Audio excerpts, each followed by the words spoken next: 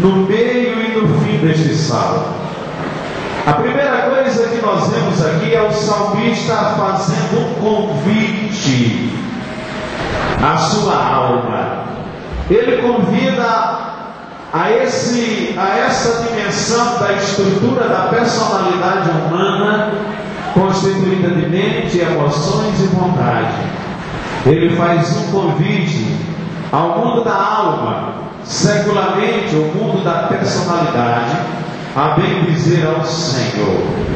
Mas o que é interessante é que depois ele amplia esse convite, e aí ele convida o ser humano em toda a sua estrutura, ou seja, o ser tricotomista, constituído de espírito, alma e corpo. Ele diz: tudo o que há em mim.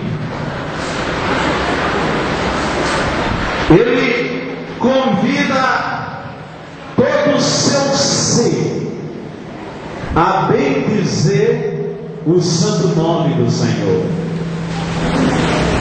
Isso me faz lembrar de um outro texto, quando agora Davi, esse salmo aqui provavelmente foi escrito por Moisés. Davi pergunta: que darei eu ao Senhor por todos os benefícios que Ele tem feito? E aí ele mesmo responde: tomarei o cálice da salvação e invocarei o nome do Senhor. No Salmo 103 nós vamos descobrir as razões que levavam o salmista a convidar a sua alma a bem dizer ao Senhor. E eu quero muito rapidamente destacar as razões e depois deter-me um pouco nesse campo que é exatamente o texto básico, o texto-chave desse evento de colheita. Mas a primeira razão que levava o salmista a convidar o seu ser a bem dizer ao Senhor é exatamente porque o Senhor perdoa as suas iniquidades. Você vai encontrar no versículo 3 o primeiro motivo que levava o salmista a convidar o seu ser a bem dizer ao Senhor. Queridos, nós sabemos que por um só homem entrou o pecado no mundo, e o pecado trouxe a morte, e todos estão destituídos da glória de Deus. O homem se afastou da presença do Senhor. O homem começou a andar segundo a concupiscência da carne, segundo o desejo dos olhos e segundo a cobiça da vida. Passou a ser dirigido pelos seus 5 sentidos e, consequentemente, se afastou da presença do Senhor. E Deus, olhando do céu à terra, a Bíblia diz que Deus não viu nenhum justo, nenhum sequer. Todos tinham se extraviado, todos haviam se afastado da presença de Deus. Mas Deus providenciou o seu Filho Jesus, que veio a este mundo morrer na cruz do Calvário, para se tornar o nosso substituto, para ser o nosso redentor, para ser o nosso remidor. Ele entrou legalmente neste mundo como Filho do Homem, assumiu a natureza humana, assumiu exatamente a identidade de Filho do Homem, e como tal, ele se identificou conosco, ele se solidarizou conosco, ele vivenciou os nossos problemas, ele sentiu as nossas dores, os nossos sofrimentos, as nossas angústias. Ele se aproximou da humanidade, abriu os braços e fez um convite para que nele o homem pudesse descansar. Ele tinha autoridade para fazer este convite, descrito em Mateus capítulo 11 e versículo 28, quando ele disse: vinde a mim, todos vós que estáis cansados e sobrecarregados, e eu vos aliviarei. Só Ele pode identificar com o ser humano. Só Ele pode compreender a dor do homem, porque Ele veio exatamente para ser o nosso substituto na cruz do Calvário. Ele veio para assumir o nosso lugar. Eu estava morto em meus delitos e pecados, nós éramos cadáveres ambulantes, éramos por natureza filhos da ira. Não obstante, Deus me amou, nos amou, apesar da minha condição. Deus me amou e enviou seu Filho Jesus, que veio fazer uma troca desigual conosco. Ele veio para se tornar aquilo que eu era, a fim de que eu me tornasse naquilo que Ele é. Ele fez uma troca comigo. Ele me deu a sua vida, me deu a sua paz, me deu o seu perdão, me deu a sua libertação, me deu o seu amor. Ele fez uma aliança, e aliança significa que tudo que é dele é meu, e tudo que é meu se torna dele. E aí o que era que eu poderia oferecer para ele, se em mim só habitava a morte, a prisão, a cadeia, como foi dramatizado nesta peça que vocês acabaram de ver, prisões espirituais. No entanto, Deus, o Senhor, resolveu assumir o meu fardo, resolveu assumir a minha morte, resolveu assumir a minha dor, o meu sofrimento, a minha desgraça. Ele se fez maldição para que eu me tornasse bênção e fosse abençoado por Ele. Naquela cruz, enquanto Ele suava, resfolegava e sentia dores cruéis, Ele estava olhando para você, Ele estava pensando em você, Ele estava vendo você, e Ele estava se entregando única e exclusivamente por amor. Por isso que Ele diz: ninguém tem maior amor do que este, de dar a sua vida pelos seus amigos. E chegou o momento em que Ele entregou o seu Espírito na mão do Pai. Ele disse: Pai, está consumado, em tuas mãos eu entrego o meu Espírito. E Ele deu um grande brado e expirou. E ali, naquele momento, o sangue de Jesus me reaproximou do Pai. Aleluia! Por isso que o apóstolo Paulo diz: vós que estavas longe, chegaste perto de Deus. Foi isso que Jesus fez. Vem cá, Ezra.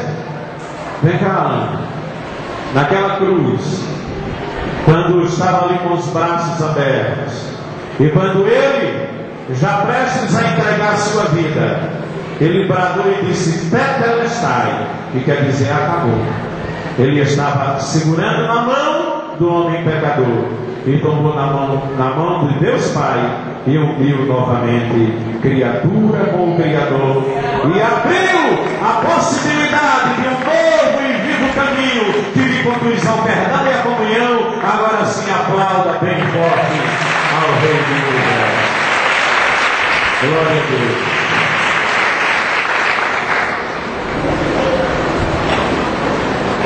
Segunda razão que levava o salmista a convidar a sua alma a bendizer ao Senhor é porque o Senhor, além de perdoar as nossas iniquidades, o Senhor também sara as nossas enfermidades. Você entrou doente nessa noite, neste lugar, você está enfermo. Naquela cruz do Calvário, e Jesus foi ferido pelas nossas transgressões, foi moído pelas nossas iniquidades. O castigo que nos traz a paz estava sobre Ele, estava sobre Jesus, e pelas suas pisaduras nós somos sarados. Se você nesta noite entrou nesse lugar enfermo, saiba que você pode sair daqui curado nesta noite, em nome de Jesus. Terceira razão que levava o salmista a convidar a sua alma a bendizer ao Senhor, porque o Senhor é aquele que redime a nossa vida da perdição. Aí onde é que entra o poder do Evangelho de Jesus? O apóstolo Paulo dizia: porque não me envergonho do Evangelho, porque é o poder de Deus para a salvação de todo aquele que crê. Somente o Evangelho de Jesus tem o poder de transformar o homem em uma nova criatura. Somente o Evangelho de Jesus pode livrar o homem do caos existencial, de uma situação de aflição, de solidão, de dor e muito mais. Somente o Evangelho de Jesus pode penetrar na nossa interioridade, pode fortalecer as colunas do nosso caráter. Só Ele pode reconstruir as muralhas de nossa personalidade. Só Ele pode controlar pelo seu Espírito a intrepidez e muitas vezes a insensatez do nosso temperamento e muito mais. Só Ele pode entrar em nosso Espírito e ali produzir o milagre do novo nascimento, plantando a vida de Deus em nosso interior e gerando nesse mundo interno um novo filho para Deus que se levanta com a capacidade de adorar ao Criador. Quarta razão que levava o salmista a convidar a sua alma a bendizer ao Senhor, porque é Ele que enche a nossa boca de bens e faz a nossa mocidade se renovar como a águia. Veja bem que esta é uma palavra direcionada a todo o povo de Deus, o velho, o jovem, o adolescente, o menino, todos aqueles que confiam no Senhor terá a sua vida renovada, rejuvenescida, revigorada. E aí Isaías vai nos dizer no capítulo 40 e no versículo 31, que aqueles que esperam no Senhor renovarão as suas forças, subirão com asas como águia, correrão e não se cansarão, caminharão e não se fatigarão.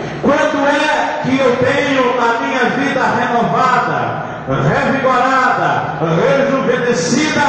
Exatamente quando eu tomo a decisão de bendizer ao nome do Senhor, bendizer ao Senhor nos momentos bons, nos momentos maus, nas horas de alegria e nos momentos de tristeza, quando eu trilho por veredas de bonança, mas quando eu também caminho sobre espinhos, quando eu entro no jardim que tem uma fragrância extraordinária e essa fragrância envolve toda a minha vida, mas também quando eu desço os vales, quando eu subo as montanhas, trilho caminhos pedregosos, veredas espinhosas que ferem os meus pés, andando, caminhando, que eu vou a despeito de quaisquer adversidades, eu vou louvando e bendizendo o nome do Senhor. Eu não vou caminhando pela ótica humana, mas eu vou caminhando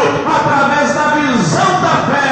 Eu vou não falando a linguagem puramente material, mas eu vou falando a linguagem da fé e vou caminhando, passando, como diz Lázaro, passando pela prova, dando glória a Deus. Aleluia.